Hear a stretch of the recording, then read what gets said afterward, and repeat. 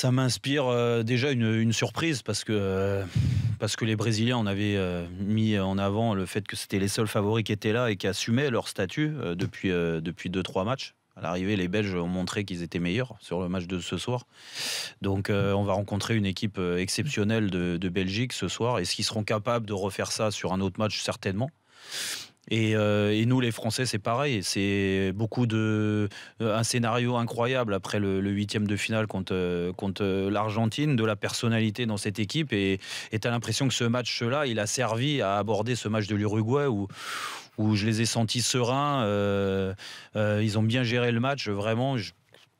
Quasiment jamais inquiété. Donc voilà, quand tu regardes les deux matchs, ça me paraît logique cette affiche-là sur la demi-finale. Dans la continuité, ça va un petit peu mieux.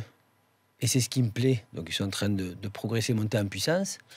Bien sûr, encore une fois, je m'attendais à mieux de cette équipe d'Uruguay. C'est vrai que l'absence de Cavani manque, mais ce n'est pas que Cavani, quand même.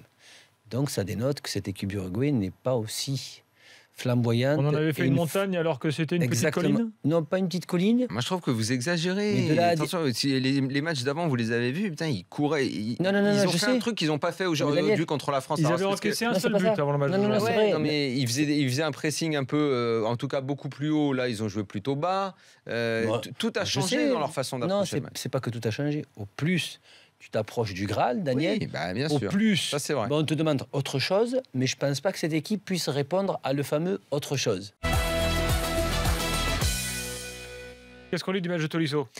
Il a travaillé. Il n'a pas été étincelant, mais il voulait pas se manquer. Il s'est mis le cul par terre. Il voulait pas se manquer. Il a sali le short, quoi. Il y est allé, quoi. Mais maintenant, à une position qui pour lui relève vraiment du sacrifice, parce que c'est pas du tout sa place. On lui a dit, tu fais poste pour poste, café match midi.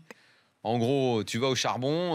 Après, tu te débrouilles, quoi. Voilà. Dans un match que tu gagnes, tu retiens que le positif de sa prestation, à savoir le travail défensif qu'il a fait. Bon, ok, il a peut-être pas énormément participé au jeu par ailleurs, ce qui sont des qualités qu'il a. Il faudra qu'il enchaîne. On n'a pas vu aujourd'hui, de toute façon, mais bon. On le sait, pour qu'il s'exprime bien, il faudra qu'il enchaîne les matchs avec ce milieu de terrain. Au plus tu montes, on attend quand même de joueurs qui fait la différence. Et j'ai dit, t'as pas besoin, tu sais, offensivement, t'as pas besoin d'être bon 90 minutes. Très peu, il y arrive.